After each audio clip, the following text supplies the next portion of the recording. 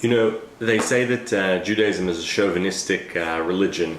However, in this week's Torah portion we discover that our Savior, Moses, Moshe, if it weren't for two courageous, powerful women, there would be no Jewish people. One of them, of course, is his mother, Yocheved. We spoke about her last year.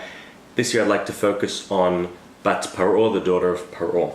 Now, the daughter of Paro is probably the first righteous among the nations, ever. Right? This is the first non-Jew to risk their lives to save a Jew.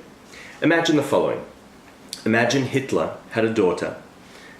The height of the Holocaust. This daughter is living in Berlin.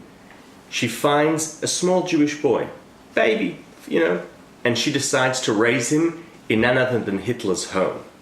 This is Bat Paro. This is the daughter of Pharaoh we meet here, no less. Now, this is incredible. So she basically, right, there's the decree of the of Pharaoh that all the Jewish male boys need to be thrown into the Or, drowned to death. And of course, Bat Paro, the daughter of Pharaoh, comes to the Nile. She sees the famous, the little ark with a little baby inside.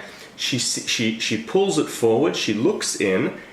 And she immediately knows that this baby is a Jew. According to a midrash, it's because she sees the boy circumcised. In any event, she realizes he's a Jew, and she decides to raise him. Now, she's raising him in the lion's den. She's raising him in Pharaoh's home, right? One of the greatest anti-Semites to ever live. Now, here's the paradox. Here's my question for this week's Torah portion. If you notice, in the beginning of Shemot, nobody gives Moses a name. This savior of the Israelites, of the Jewish people, is born. Nobody mentions a name. The first time we have a name is the daughter of Pharaoh because she pulled him forward. So she calls him Moshe, right? Ki mashitihu min hayeor. She brought him forward.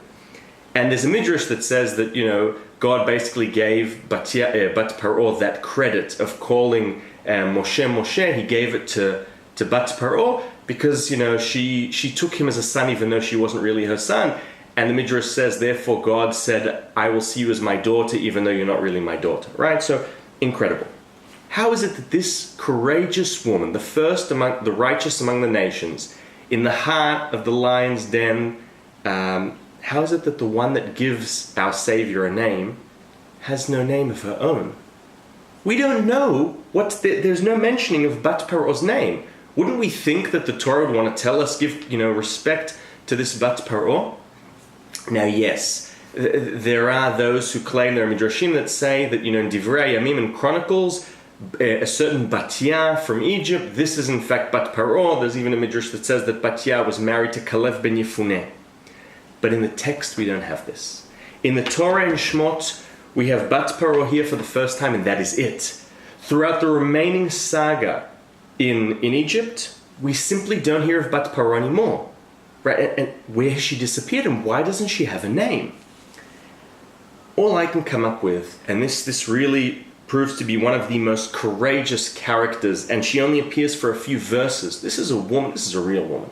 This is a woman who not only saves Moses, but I think the reason we don't know her name, and the reason the text calls her Bat Paro, is because she also has allegiance. This is a tragic character. She also has allegiance. She has kibud avayim. She respects her parents. She knows she's an Egyptian. She can't get away from that. And I can't help but think, what happened? Perhaps did the Israelites leave and she was left staying with allegiance to her people, perhaps trying to change them from within? Was she perhaps hung or killed for trying to save this Hebrew boy? Is that perhaps why she disappeared? Why is she only called Bat Paro? I don't really have an answer to this question. I just think it's fascinating that the woman who gave Moshe his name is nameless. And I can only think that it has something to do with her allegiance to where she comes from, but also knowing what is right. One of the most impossible tasks. Here's to Bat Paro, the first righteous among the nations. Shabbat Shalom.